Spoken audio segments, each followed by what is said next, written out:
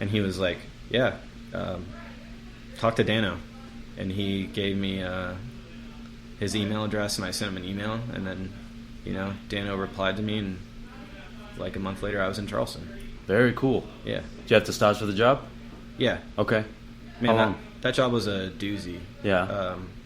I think I staged for 3 days. And, like the stage, you're just hanging out in the morning. There was like one commis, just one guy in the morning, along with a sous chef. Yeah. And it was, I don't know if you've ever been to that restaurant. No. You can't go anymore. But it was, it's in a huge building in like historic Charleston. Yeah. It's in a 3-story, like huge old building, so many stairs. And that was like, the McCrady's kitchen was on the bottom floor. All the deliveries came into the bottom floor. And it was like, you had like an impossible prep list to do. And then, there's like all these 5-gallon buckets of like dish chemicals that you have to carry up to the 3rd floor. Yeah. It's like literally you're running all day. Yeah. Like, straining huge pots of veal stock by yourself. And like, it was just like hard work. Yeah. Really hard job. Yeah.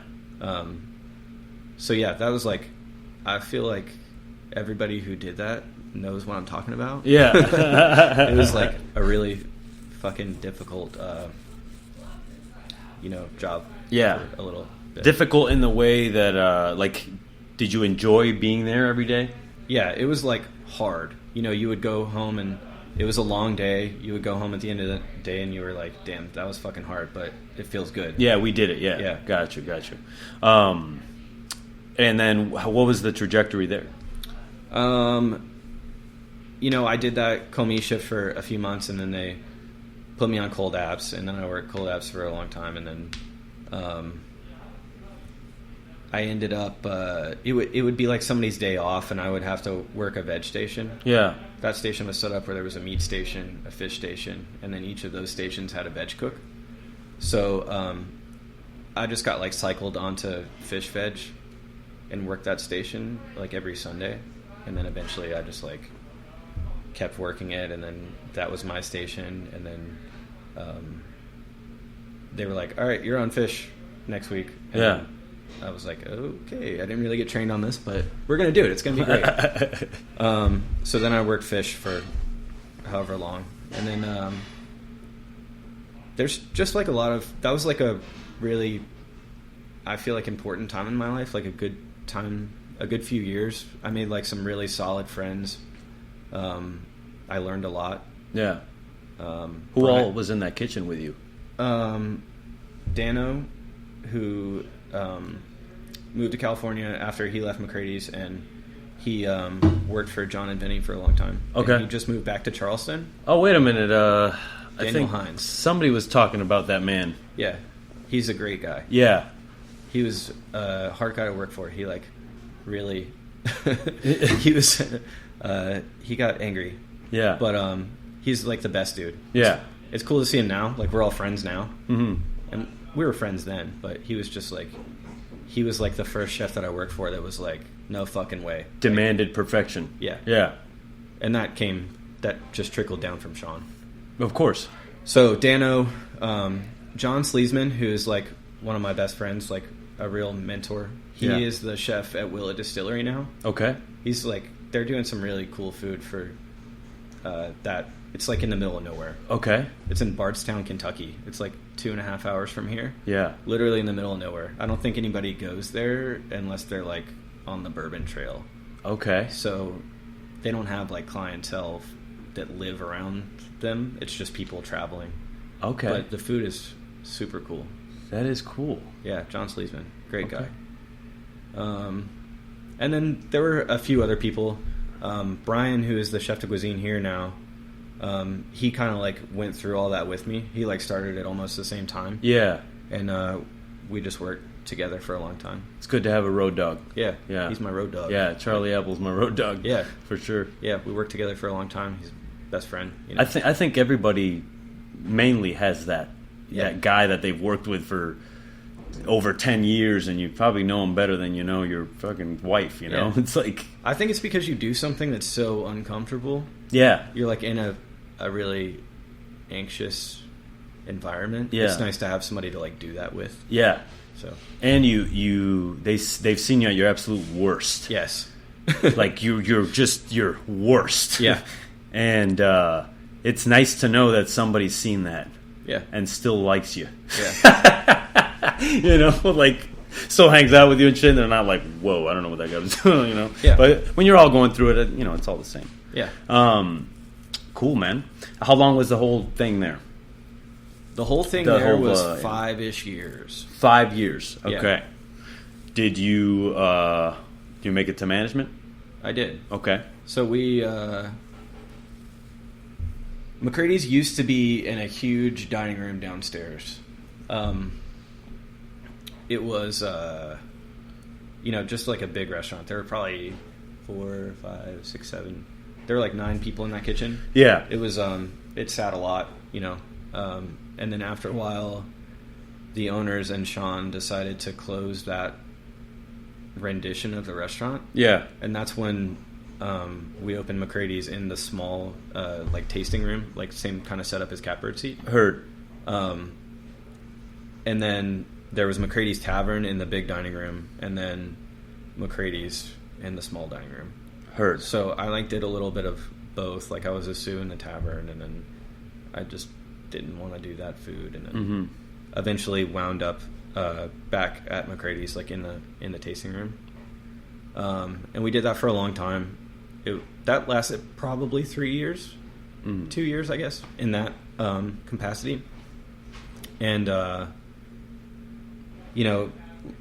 after Dano left, John Sleesman was the chef de cuisine there, and then he moved on.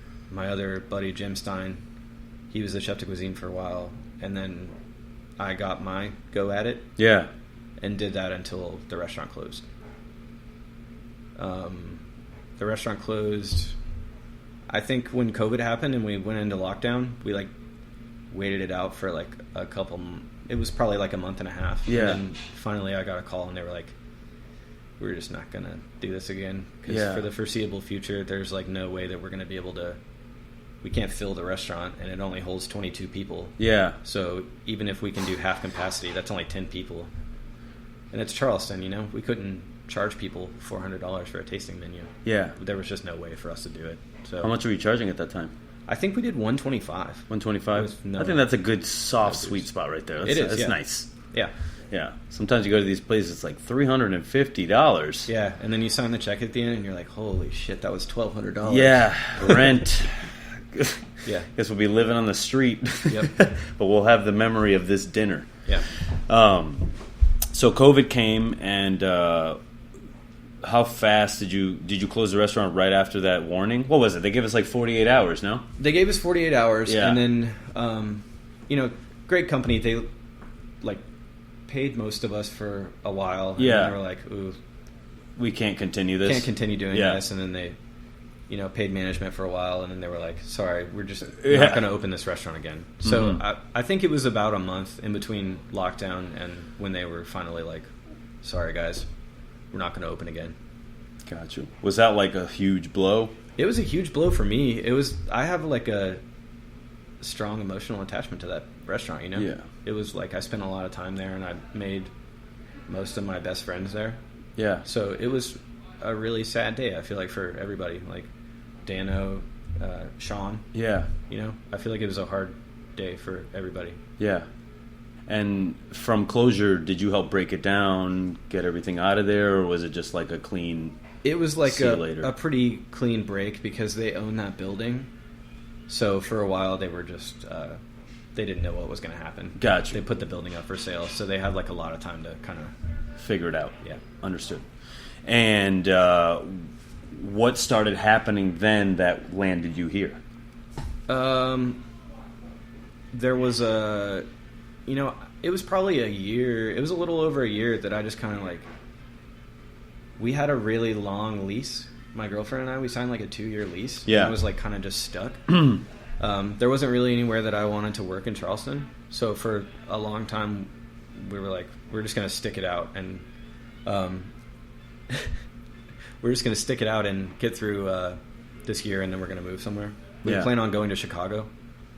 And did you want to work anywhere specific in Chicago? Yeah, I wanted to work at Smith. John Shields. Dude, he's a legend. The guy is like... Yeah. I'm trying to get him on this podcast, but I don't think he wants to be on. Why not? he left me on scene, man. Did he? Yeah, but I think it's funny because, like, it's also some random fucking guy asking you to be on the podcast. Like, hey, that random. Well, yeah, yes and no. Like, I feel like we kind of are the same age. Yeah. You know, we're the sort of neck and neck where we're at in our careers, you know, whatever. So it's easier for you to be like, yeah, of course, yeah, well, I'll sit down with you. But that's fucking John Shields, bro. John Shields. Yeah, you know, like who...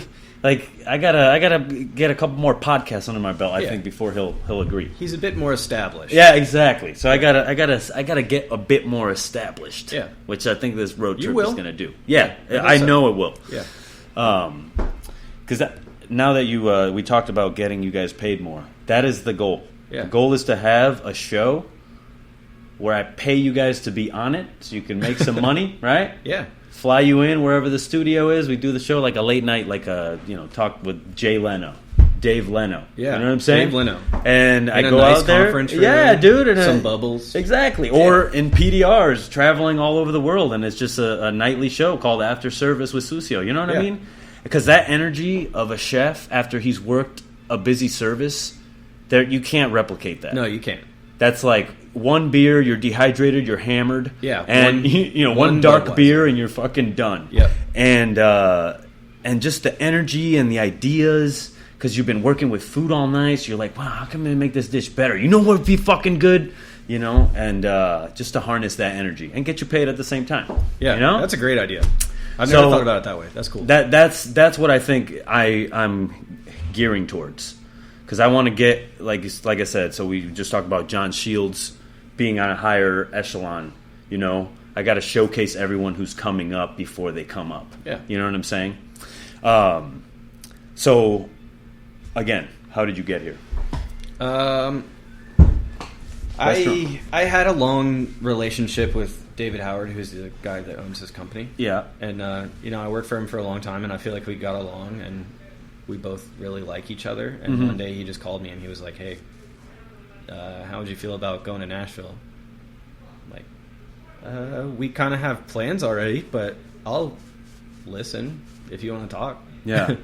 And we kind of went back and forth a little bit, and then, I decided that between my girlfriend and I, we were like, let's do this. It sounds cool. Let's just take a chance and try something different. So we ended up here. She's from Minneapolis, so I think she was excited about the prospect of going to Chicago. Yeah, like a little closer to her family and like all of her friends that she's had for years. But I'm cold. Yeah, I would have been happy to go to Chicago, but I don't know how happy I would have been like living there for a long time. Got you. But maybe I would have surprised myself. I don't know. Yeah. So okay.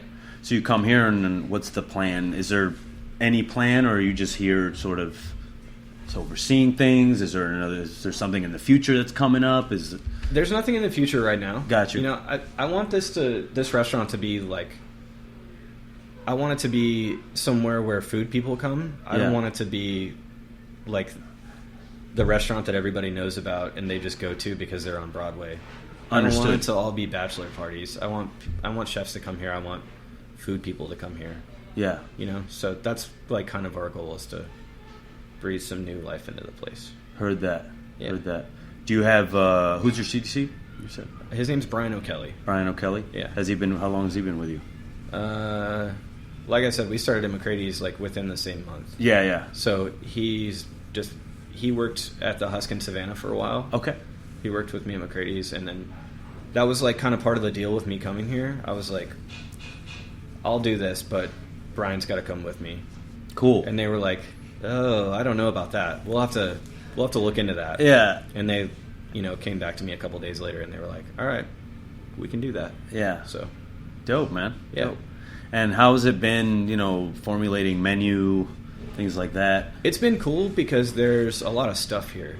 Coming from Charleston, there's farms there. Like, I feel like when I got there were a lot of farms. And Greg from Martian Mill, he was growing vegetables at the time. Yeah.